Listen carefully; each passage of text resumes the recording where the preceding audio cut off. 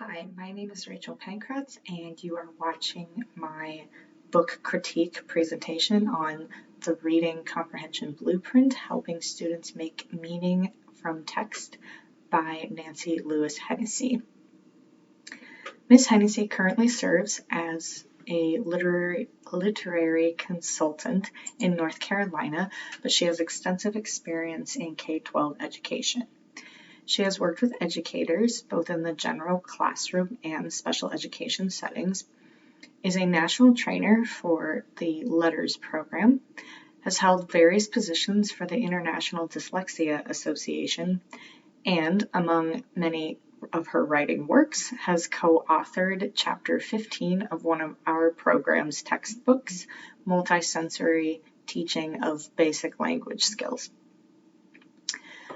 Hennessy's goal in writing this book was to design a resource that provides a comprehensive framework for instruction in reading comprehension that is built on the science of reading. Her target audience is people in educational communities who make school-wide decisions. This includes teachers, administrators, interventionists, coaches, and specialists. So my summary of this textbook: the book was designed to structure the practitioner's delivery for effective instruction.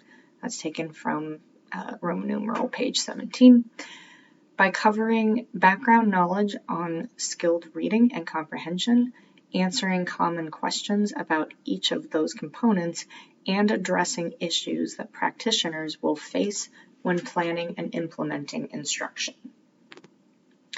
The first section of this book sets the backdrop for understanding the importance of creating informed literacy environments by showing statistics from the 2019 Nations Report Card, explaining the simple view of reading, and introducing the reading rope. Hennessy dives into how students extract and construct meaning from the text using language and cognitive processes, prior knowledge, and setting a clear purpose for reading.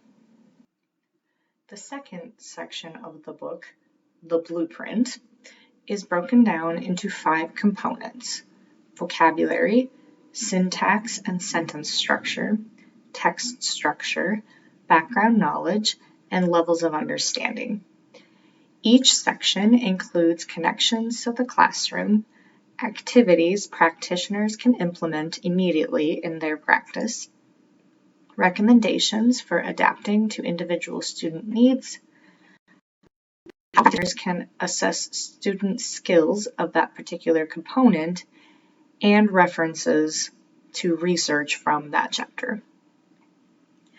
The third section of the book covers how practitioners can successfully implement the blueprint plan from individual instruction planning all the way up through system-wide educational changes.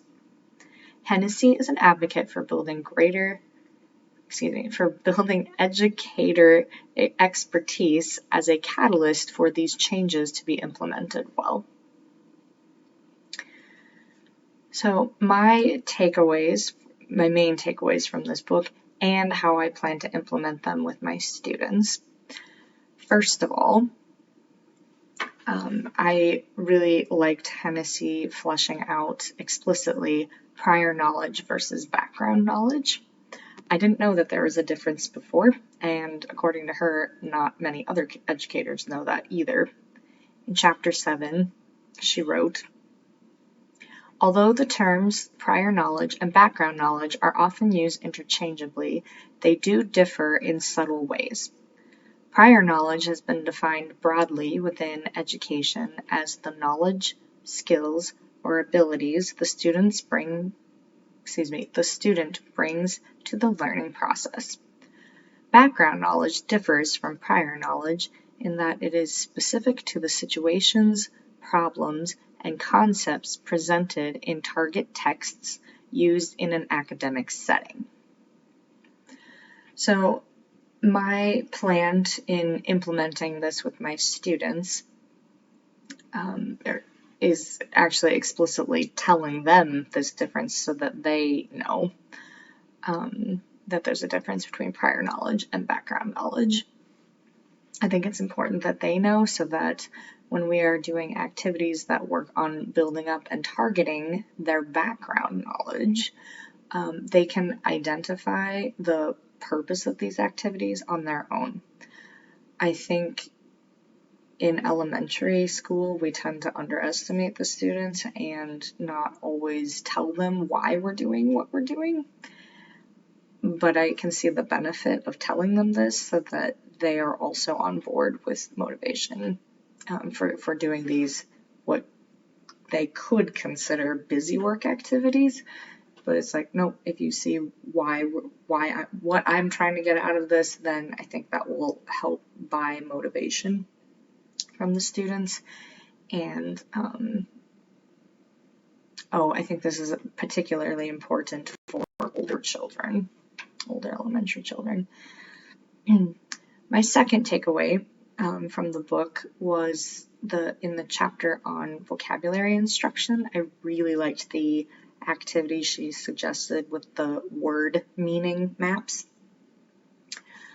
She wrote, vocabulary can be defined in multiple ways and from varied perspectives. And I read that and thought, oh, this makes sense why I struggle teaching vocabulary.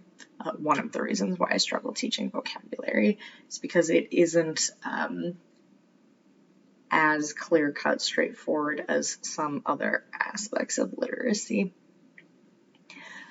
For the word meaning maps specifically, I liked that activity format is very simple and it allows for several individuals to contribute in the example sentences. So when we're doing the I do, we do, you do, there's space for me, space for us to do it together, space for the children to come up with their own activities. And then as we move along, the gradual release of responsibility, eventually they'd be doing all of the examples on their own or with a partner or small groups. So how I would implement this with my students, I'd start small. And that's one of my weaknesses as a vocabulary instructor, is that it's even knowing that there are tiers of words to teach, it's very daunting and overwhelming to try to imagine tackling all of vocabulary instruction.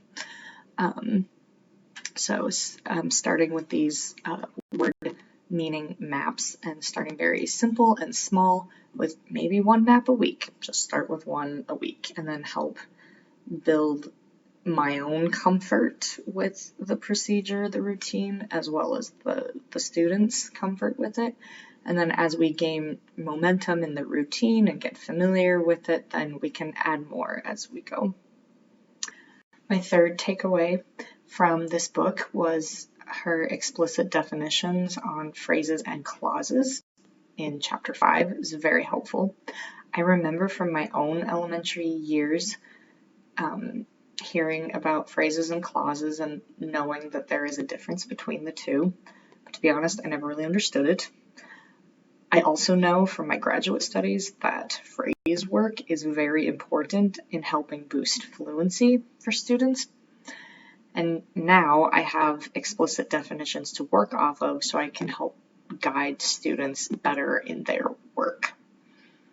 As far as implementing it with the students, I would enlarge Table 5.2 found in Chapter 5, the one that's on phrases specifically, and give it as a visual for the students. I would leave more of a blank space than the examples that they provided so that it can become an interactive anchor chart.